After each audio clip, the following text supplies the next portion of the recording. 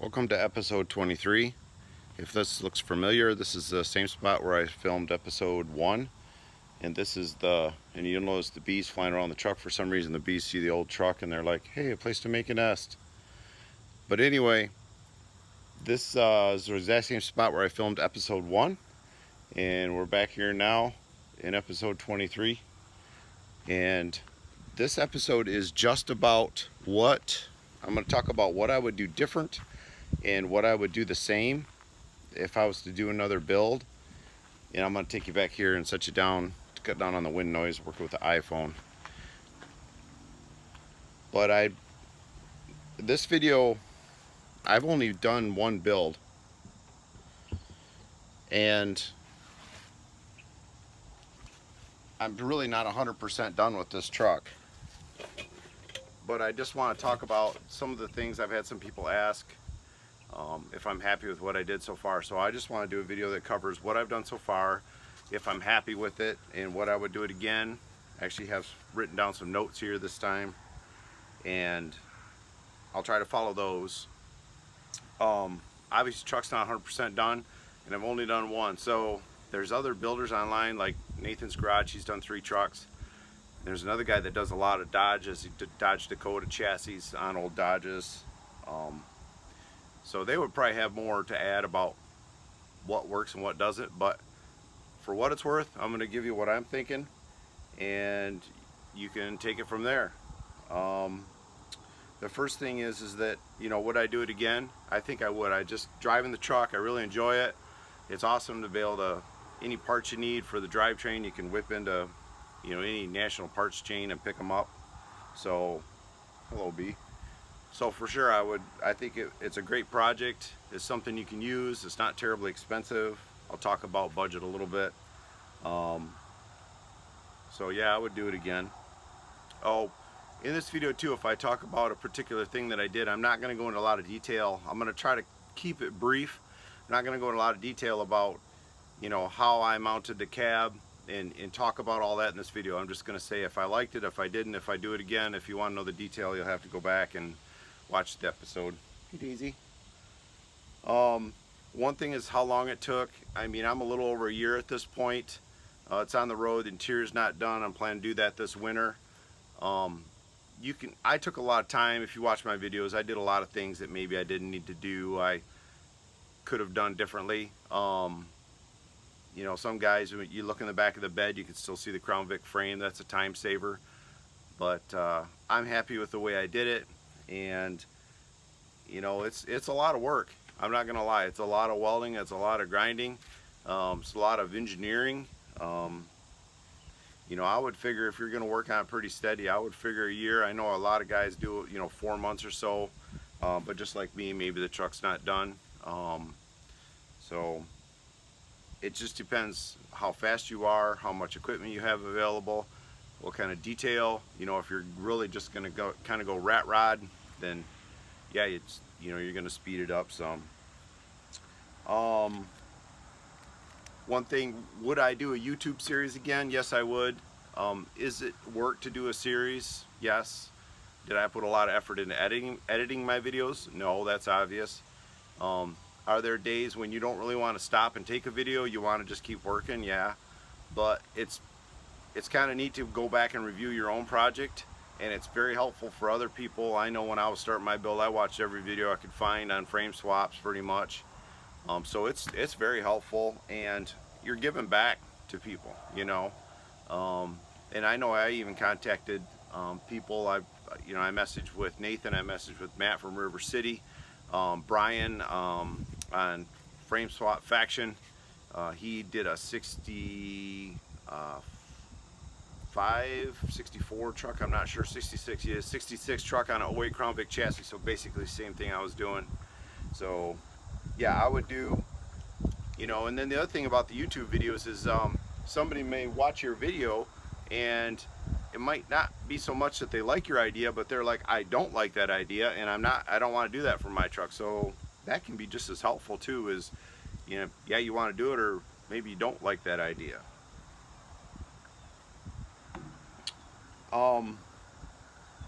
The first thing is the condition of your donor vehicle, your truck. I paid $1,300 for this. I did sell some parts off it. I looked for a long time for a truck that I liked. I liked the color. Try not to settle on your donor vehicle. Get something you like. You're going to be putting a lot of work into it, and you wanna like it when it's done. You don't, oh, I wish I got a red one or a green one or whatever. So think about that. If you like, I fixed a lot of the major rust, and that's a lot of work. So you want to look at how much rust it has, the body style, the year. You know, if you like the grill on a 66, wait for a 66, get a 66. Or if you want a unibody, you know, hold out for that unibody. You know, I'm real happy with this choice. I know two-tone blue and white's not everybody's favorite, but I like it. So yeah, hold out for that. The condition of the Crown Vic, I mean, the transmission in my Crown Vic was out and I had to rebuild it. That's the first thing I did. But I would have been a little nervous about it anyway, because the transmission, especially in a police car or service car, the transmissions do tend to go out. So, but mine was a Michigan car, and there was rust in the rocker, and then all my body mounts were, the metal on the body mounts had rusted out, so I had to replace all the body mounts. And there's quite a few of them, and I put rubber body mounts on the bed, which most people don't do, which I would do again. I think that it helps with the road noise. But you know, if I was going to do it again, I would seriously consider going somewhere, Georgia or somewhere south, and picking up a Crown Vic, even if I had to buy a second one for a good motor to get out of it. But I would definitely get one that's, and mine was also in a wreck, so I'd have the frame straightened, which I think it was like $150 or something. It wasn't a lot, but something that hasn't been bent and something that's a little more non-rusty. I was surprised how much rust I did find, and it's kind of disheartening for me when you're doing this project and you know it's kind of rusty and you want it to be as strong as it can be. I would recommend, I drove my Crown Vic around for a couple months, and I would recommend doing that. Put a temporary plate on it, get any bugs worked out, any lights you got, check engine lights you got going on, drive it around and enjoy it and get the feel, and then you can compare it to the truck. You know what you got, you know if you got any problems coming up. Or I would recommend driving it around and using it for, you know, at least a month if you can, if possible. You know, if you've got a car that's been wrecked, you're obviously not going to do all the body work and fix it. But you know, mine, I was able to, you know, just put plates on it pretty much and drive it around. I'm real happy with the ride height. I know I could have gone lower. Other trucks are lower. I'm trying to think. Dead Animal Garage, John's truck is 2-3 inches lower than mine. It looks better. I'm not gonna lie, the lower the better. But this sits a little higher. I've got over 1,000 miles of driving. I haven't had a rub yet that I've heard. And you can see in my videos, I kind of show, you know, how far I am in certain places, so you can get an idea how high I set my cab. You know, the top of my front tires are tangent with the top of the fender. The rear tires, the bottom of the lip of the fender is about right at the rim. So that gives you an idea where I wound up. You know, pay attention when you're setting that ride height too. You're just setting a truck body on there. Once you load it up with your gas tank and all the other stuff, you know, the bed, the floor, the seats, all that other stuff, it's going to sit down some too. So you got to accommodate for that. When I started, I put the Vic on a flat surface and I measured where it was to the points on the frame, so that I was setting stuff on there. I know, okay, this frame's going to come down another inch or two based on those numbers, approximately. And when I'm done, this weighs about the same as the Vic. You know, there's places I think I added a little more weight. The rear bumper is much heavier than others. Some guys don't run a bumper, they run a roll pan. I put a stiffening brace in the frame behind the gas tank. I added my core support was quite beefy, but I'm happy with all those decisions. I think it makes for a safer vehicle, and so yeah, I would do those again, even though they might have added a little weight, but I'm good with it. The one thing I thought about when I started this project was the rear axle. I think in 02 or 03, somewhere in there, they made that rear axles on the Crown Vics wider, and I'm not sure on the year, but somewhere in there they made them wider. They moved the shocks from the inside of the frame to the outside of the frame. Apparently you can, I haven't done it, but you can go to those, get one of those axles that are older, put it in, and it's not too hard to add shock mounts. I really seriously thought about doing that. What I did instead was I pulled the fenders out. I think one side was a half, the other side was 3/4. Cut all the fender braces, pulled the fenders out, welded them, and back where they were. Like I said, I haven't had a rub yet that I've heard on the front or the back. I haven't really flogged this on an on-ramp, or I mean, you know, sliding it sideways and stuff. I mean, a little bit of aggressive driving, but nothing crazy. So will it rub? I don't know. Maybe it will, but as of now, I haven't had any rubs front or back. So I'm happy with staying with the axle that I had. You know, I would definitely do that same thing again. The firewall, I kept the Crown Vic firewall, I kept the Crown Vic floor, I kept the original cab mount on the cab, spliced, put a piece in right there and added a cab mount in the frame. I think I'd do the same thing again. You know, several reasons. One, your HVAC is all set up, and I know I've seen some guys on Frame Swap Faction now, they're talking about taking the HVAC apart and trying to make it smaller, not as obvious. I'm happy with mine. Yeah, you can see it. Is it pretty? No, it's pretty ugly. I'm gonna build some panels and try and hide it, but it works great. The AC just kicks, the heat kicks, the defrost kick. It does work good. If I need parts, it's not gonna be hard to get parts.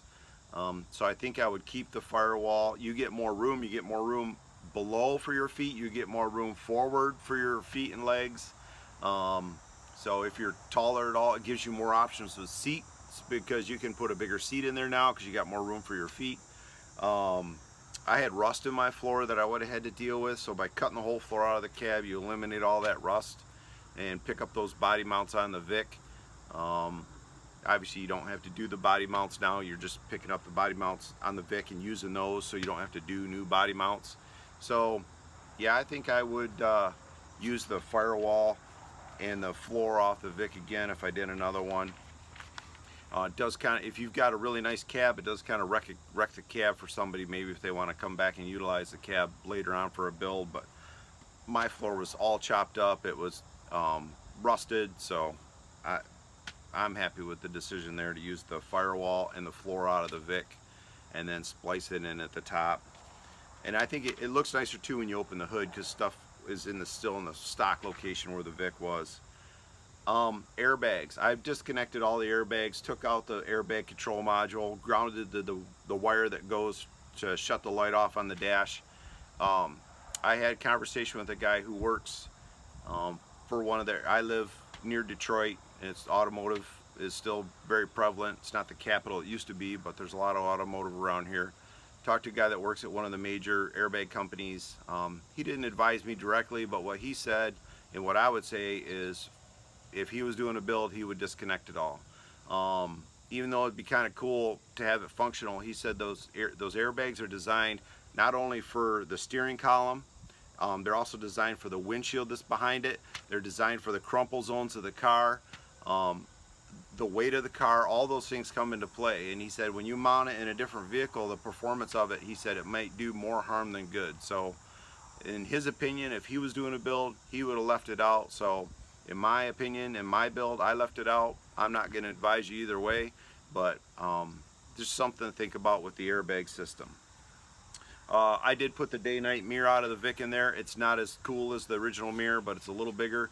I've got a 45-minute ride to work. In the morning it's dark, and it's, you know, it's not stop and go, but it's bumper to bumper, so that's awesome having that mirror in there. I do that again. On my gas filler tube, I welded it all together. You can watch that episode. I put kind of a sharp kink in it, and you can't go wide open on the fuel. Right now I'm just living with it. I actually found there's a gas station about 2 miles from here, and the last pump is on an angle, and so if I go there with the tilt on the truck, it helps a lot. I'll probably fix it at some point, but with your gas filler tube, if you do what I did and splice it in, if you watch Rudy's Resurrection, he just put a rubber hose in there a lot faster than what I did. He said he doesn't have any trouble, so that might be something to consider when you go to do your filler tube, to keep that so it will flow good. I don't know, there's also, I don't know if it's for the evap or rollover on the end of the gas tube. There's a small spring-loaded valve. I don't know if he kept his or not. Mine's on there. I'm still running all my evap stuff, so I left it on there because I think it would have thrown the evap light, a code for the evap. I kept that on there, so maybe that's, you know, where it's slowing down, but it's not a huge thing, but just something that I would have done different. The effort I put into the bed, if you watch the episode where I cut for the bed and set the bed down over, and I've got a whole steel bottom in my bed. It's not flat, but it's all steel. I'm real happy with it, having it done. The lug wrenches for the tie downs, I get a lot of comments on those at car shows and stuff. I think I do the same thing again. I know the wood beds are cool. The raised beds make it nice because it's all flat, but it's nice you set something in there, it doesn't slide around. You know, that kind of works good. The bed liner works awesome. Pretty happy with the bed liner. There's a couple little spots in the bed liner that have come up, but that day when I was putting the bed liner on, it was really hot and I was actually sweating, and I think that I tried to wipe up if I did sweat, but it sounds gross, but I think there was some drops of sweat that fell off, and then I bed linered over them and they didn't stick very well. I actually think that's why some of that bed liner's coming up. I don't think it's anything that I did wrong in the prep or the quality of the bed liner, but I do have a couple spots that came up.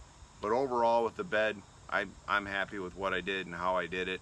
I did probably add another, you know, 3-4 weeks to the project as opposed to just doing some quick, you know, quick braces and put some wood in there. You know, there's a lot of welding and whatnot and filling in around the gas tube, but happy with that. The rear cab mount, I ran some braces from the back of the car to the front. I didn't actually use the car without those braces, but just I picked the car up a couple inches and I didn't get video of it and dropped it, and the rigidity of the frame went up tenfold when I put those braces in. So without having that, and I've seen some other guys that build a truck and they didn't have those and went back and added them. So I would definitely add the braces in, whether you're using the floor out of the Vic or out of the truck. Still, I would run a brace to your back cab mount, just somewhere in the back, just to stiffen up the frame and add that support back in. The wiper motor, I use the wiper motor out of the Vic. I would highly recommend that. I mean, I've got delay wipers, it works awesome, it's quiet, it's smaller, and it really wasn't that hard to do in this truck. There was a lot of room to put it in there. I kept the driver's door module out of the Vic, and a lot of the stuff I don't need, but I am using the tire pressure sensor monitor. I do plan to hook up the lights for the dome light, and there's a couple of things that are hooked up to it. It is a lot of wire, but I did keep it, and I would probably keep it again. And to that effect, I didn't use any wiring out of the truck. I took every piece of wiring out of the truck and I didn't put any of it back in. It's all the Crown Vic. And I was nervous about it. That was a lot of work, but I'm happy with how it came out. And you already have all that wiring with your Vic, so why not put it to use? I did use some, I think they're Chevy truck seats, like 2012, 2013. I did use those seats, and I never drove this truck with the bench seat that it came in, but I can only imagine how bad it would be trying to hang on, because it zips right around corners and handles real nice, and I find myself driving it that way. So I would put some sort of seat with some sort of bolstering in it, whether you go a high back or low back, something, you know, with the newer foam in it that's going to support you. You know, I think the nostalgic look of the old seat would be cool, you know, when you get in it, but I built this to drive it, so to that effect I did run those other seats. Obviously, you know, I kept the dash, the gauges out of the Vic, and I kept the Vic steering wheel. That was really more of a budget decision. If I'd have had another, I don't know, $1,000 in the project or whatever to buy some Dakota digital gauges and do Flaming River steering column, I probably would have done that. It would have introduced a lot more questions I would have had to answer. You know, I would have had to come up with where's the emergency flasher going to hook up. I would have had to do shift linkage and all that kind of stuff. But for me, it was really a budget, you know, a budget decision to use that stuff. It was all working in the Vic, so I just reused it. You know, that part of it, that's really going to be personal preference. I tried to leave personal preference kind of out of this video. This video is more just about you know, somebody's doing a build, they just want raw data about what I'm gonna do, what I'm gonna do different. You know, that's why I'm gonna skip talking about the exhaust. That's totally, you know, one guy's exhaust is too loud, the next guy comes along, listens to the same truck, is too quiet. So those are personal preference type things. So you know, that's something you, the whole build is really personal preference, but just trying to give you some data of what you might do different or what you might do the same. I just recommend Frame Swap Faction on Facebook is a great place for data. Message some people on there. If you can find a frame swap at a car show, look it over, talk to the guy. Watch all the videos on YouTube. You can find all the channels. I should have wrote those down, but you can pick up a lot of information there. So that's really about all I can think of to write down for what I would do different, what I would do the same. I knew I kind of blew through this list, so I was just trying to keep it short and not make it too boring. You know, I'm thinking if you're doing a build and you don't want to watch the other 22 episodes, you know, now you could skip around. If there's something that caught your interest, you can look at the title and pick it up. And so I think that's all I got for today. I hope you found this helpful. It's been fun. I appreciate people who watch a video and comment, and you know, I like this or don't like that. You know, it's good to hear. I'm glad I've gotten some feedback. People have said that the videos have been helpful, and you know, that's one of the reasons I did them. So hope you find this helpful, and I hope you have a great day. And real quick here, I'll try to just give you a straight on shot. There's the straight onto the rear axle. Now it's not sitting quite flat, but it's just a little bit below the rim in the back. And then on the front, I do straight on shot. It's a little bit below. It's like an inch below, and it's like full of gas right now too, which actually has an impact. There's the other side in the shadow. About an inch below there. I thought they were tangent, but it's making a liar out of me. Now this side on the rear axle is not quite sitting flat yet. This one's about tangent. So that's about the ride height. And then just, that's the interior, and that's your ugly heater unit, which I have yet to cover up. Have a great day.